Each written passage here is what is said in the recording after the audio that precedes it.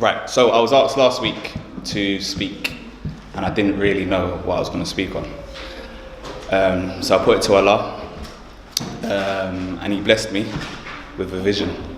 And I woke up with one particular song in my head.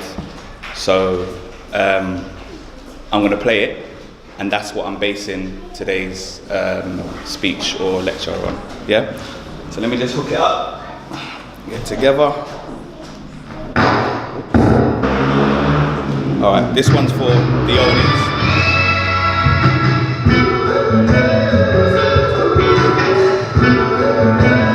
I'm sure you all can relate to this because this is before my time, or maybe Anita, before yours too. Yeah?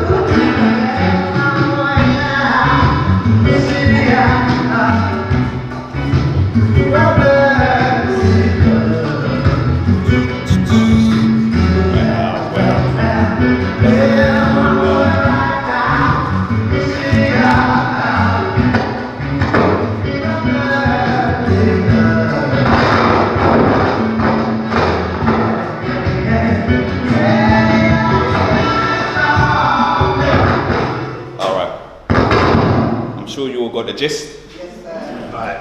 That song there is called City of Brotherly Love by a group called the Soul Survivors. It came out in 1975. For those of you that know. 1975 was the year that the Honourable Elijah Muhammad departed us. Alright, cool. So, the basis of today's lecture is brotherhood, brotherly love. Now, the mission of the Nation of Islam is to resurrect the spiritually dead, yeah? The black nation, or the planet Earth, the original black man. Now, in terms of brotherly love, how does that equate to what we're actually trying to achieve? We're called the Nation of Islam. You have the city of brotherly love. Cities, communities, they all make up nations, yeah? So what we're aiming for is an ideal. Yeah, peace, love and tranquility, yeah, which is something that we have lacked throughout the last 400 years certainly, but also the last 6,000 years since the inception of the Caucasian, yeah. The Honourable Elijah Muhammad gave us aims of Islam, and these are 9 points, sorry, let me just get them up. These are 9 points that will help us in our mission to resurrect the dead.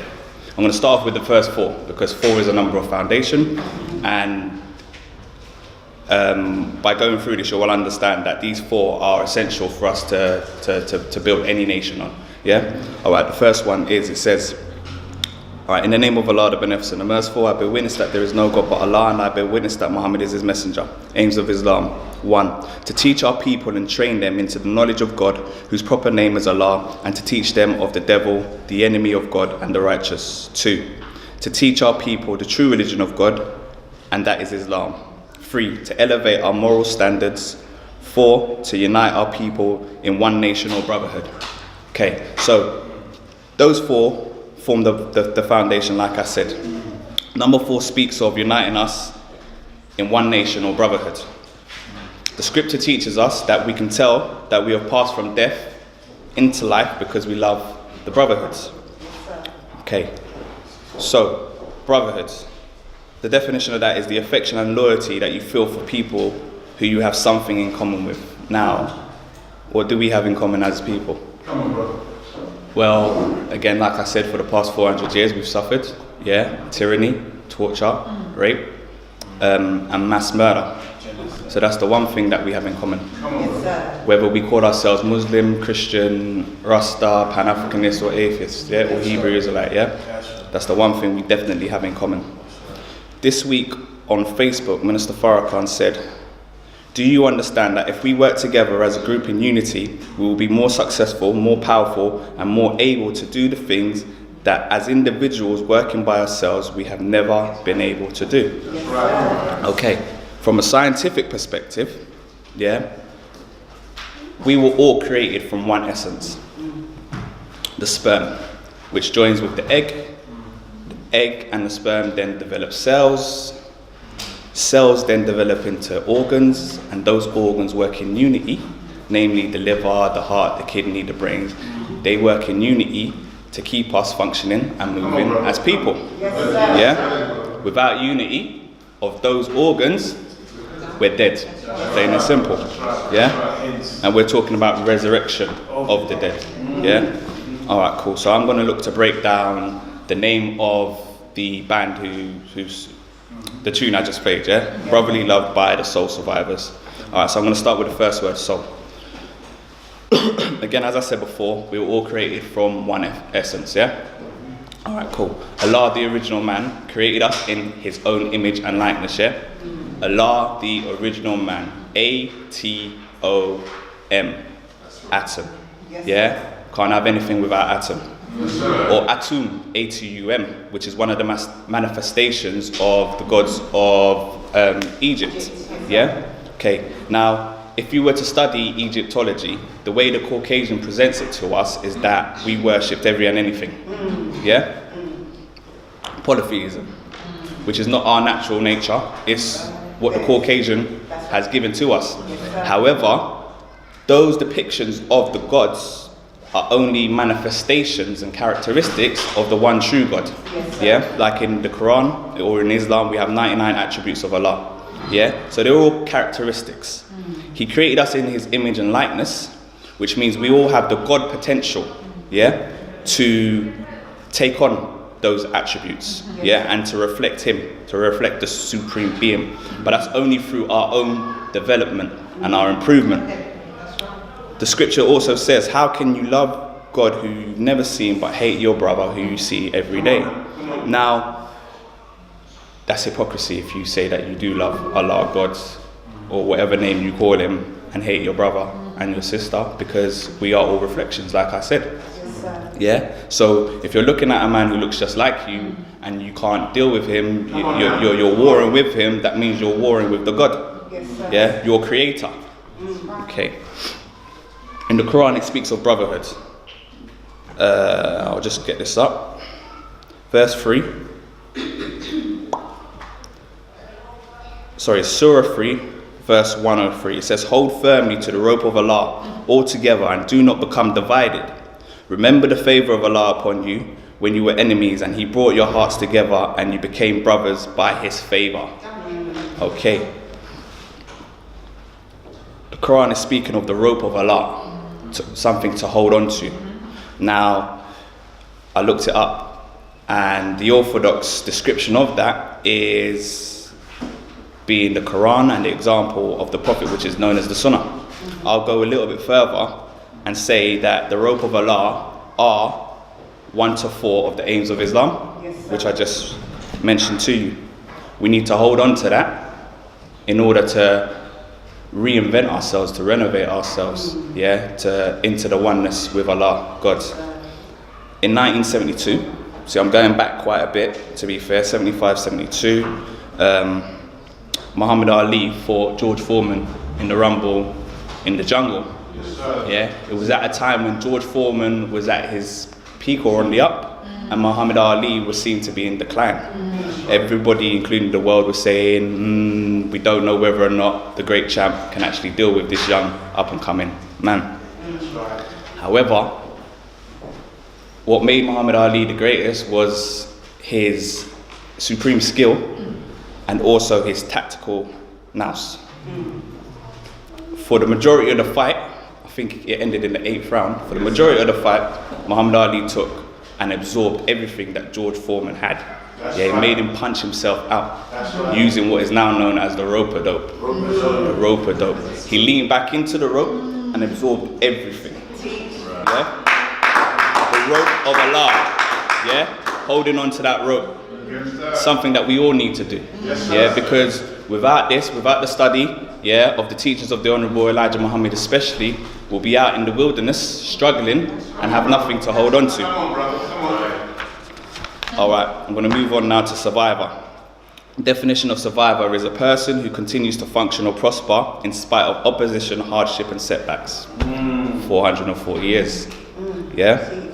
Okay. Now, in 1912, going back again, the RMS Titanic was the largest ship of its kind.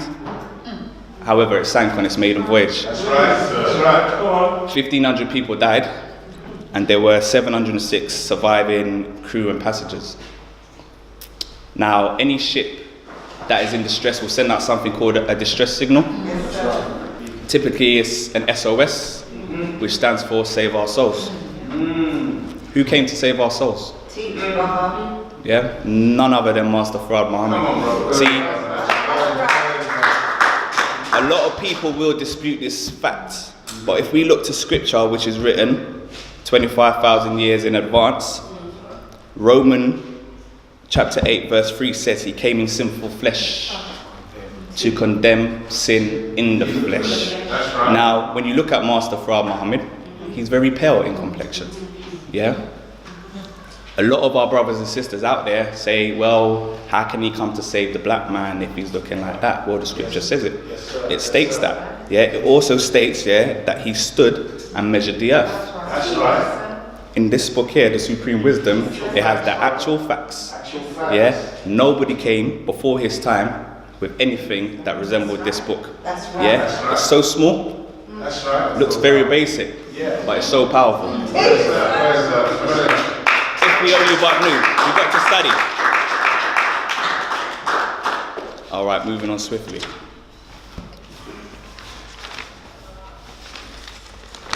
All right, cool. So, in summing up, everything that we need, in all honesty, is under our feet, like brother said. Yeah? The song Brotherly Love, it speaks about a land of milk and honey. We know that a land of milk and honey is what's described, or what is used to describe the hereafter, paradise, you know, that is our solstice. Yeah? Points 5 to 9 of the aims of Islam say, to secure better homes and friendships in all walks of life for our people. We're living in a hell, yeah, at the moment. So friendship in all walks of life, homes, that's definitely what we need. Because all you have to do is go out there, yeah, come out here, turn right, and you'll see what hell looks like. Yeah, South Kilburn Estate. 6 says, to secure universal recognition by civilized nations of our people. 7, to secure justice for the so-called American Negro and us here and throughout the world. 8 says to have protection for our women. 9, to secure better business, schools and hospitals. Now all of that in a nutshell, to me, describes heaven. Heaven here on earth. Not the one up in the sky, but right here while we live on this planet. But how do we achieve this? Put simply, we need to come together in unity. Yeah? But not in our old ways, because in order to achieve something that we've never had, we have to be something that we've never been. That makes sense.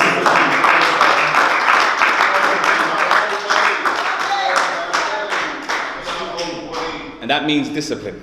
Yeah? Right? Again, wherever you are, whoever you are within our community, whether you're Rasta, Muslim, whatever, yeah? We just need to come together. Come together on that firm foundation. The Honorable Elijah Muhammad says, anything that we want, we can achieve, but we must first be brothers. And he also says that our unity is our success. So it's all in our hands. We're just saying that we need to come together a little bit more, with more humility, more love and affection, more understanding, yeah, and less hypocrisy. Because a lot of us are saying that we love, but our actions and our movements says something totally different, innit? Totally different. I think that's me.